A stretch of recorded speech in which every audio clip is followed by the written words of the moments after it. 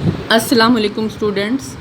امید ہے کہ آپ بہت اچھی عید منا چکے ہوں گے۔ چلیں اب دوبارہ سے اپنی اسٹڈیز کی طرف آتے ہیں۔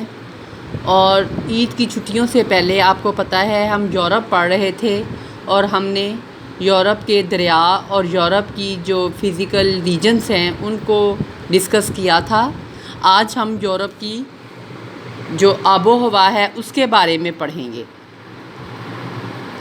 جیسے کہ میں نے آپ کو بتایا تھا کہ بر اعظم یورپ 36 ڈگری شمالی سے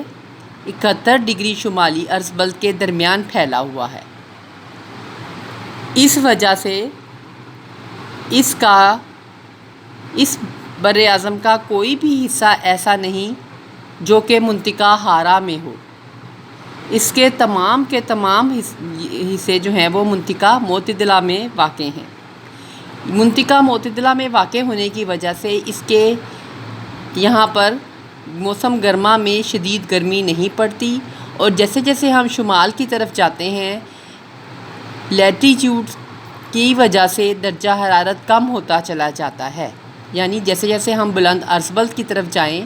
سورج کی شعاعیں ترچھی ہوتی چلی جاتی ہیں، جس کی وجہ سے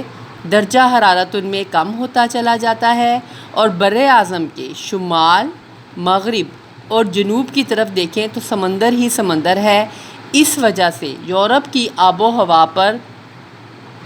سمندری اثرات بھی بہت زیادہ واضح ہیں۔ اس کے مشرقی اور وسطی علاقوں سے سمندر دور نہیں ہے۔ عام طور پہ مشرقی اور وسطی علاقوں سے تھوڑا سمندر کا فاصلہ ہے، اس لیے وہاں پہ درجہ حرارت کا فرق مغربی علاقوں کی نسبت زیادہ ہوتا ہے۔ پھر یورپ کے پہاڑ اگر ہم دیکھیں تو اس کے پہاڑ آپ نے دیکھا ہوگا کہ ان کے بارے میں خاص بات یہ ہے کہ جتنے بھی یہاں پہ پہاڑی سلسلے ہیں وہ عام طور پر مشرق سے مغرب کی طرف جو ہیں وہ پھیلے ہوئے ہیں، جس کی وجہ سے سمندری ہوائیں آسانی سے ان کی اندر سے گزر کر بر اعظموں کے اندرونی حصوں پر بھی اثر انداز ہو سکتی ہیں۔ اب ہم الگ الگ یہاں پہ ویدر کنڈیشنز دیکھیں گے کہ موسم سرما کے حالات کیسے ہوتے ہیں اور موسم گرما کے حالات کیسے ہوتے ہیں۔ مغربی یورپ اور وسطی یورپ، یہاں پر درجہ حرارت مغرب سے مشرق کی طرف، یعنی کدھر مغربی اور وسطی یورپ میں درجہ حرارت مغرب سے مشرق کی طرف کم ہوتا چلا جاتا ہے۔ اسی طرح مشرقی یورپ میں بھی یہ جنوب سے شمال کی طرف درجہ حرارت کم ہوتا چلا جاتا ہے، اور نقشے پر 0 ڈگری کا خط مساوی الحرارت جو ہے اس سے واضح ہے کہ مغربی یورپ کے علاقوں میں اوسط درجہ حرارت سردیوں کے موسم میں نقطہ انجماد سے اوپر ہی رہتا ہے، یعنی نقطہ انجماد تک نہیں پہنچ سکتا کہاں کا درجہ حرارت مغربی یورپ کے علاقوں کا۔ اس کی وجہ سے یہاں پر موسم سرما شدید نہیں ہوتا، جس کی وجوہات ایک تو یہ ہیں کہ بحر اوقیانوس جو ساتھ ہے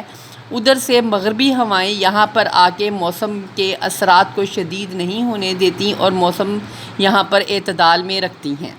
دوسری وجہ یہ ہے کہ بحر اوقیانوس کی جو جھال ہے، میں نے آپ کو بتایا تھا جب ہم نے یہ فرسٹ ایئر میں روئیں پڑھی تھیں تو بحری رو میں ہم نے پڑھا تھا بحر اوقیانوس کی جھال جو ہے وہ 45 ڈگری عرض بلد پہ پہنچتی ہے، اور یہ جب 45 ڈگری عرض پہ خلیجی رو پہنچتی ہے تو وہ اپنا رخ مشرق سے مغرب کی طرف مغرب سے مشرق کی طرف موڑ لیتی ہے، اور پھر یہ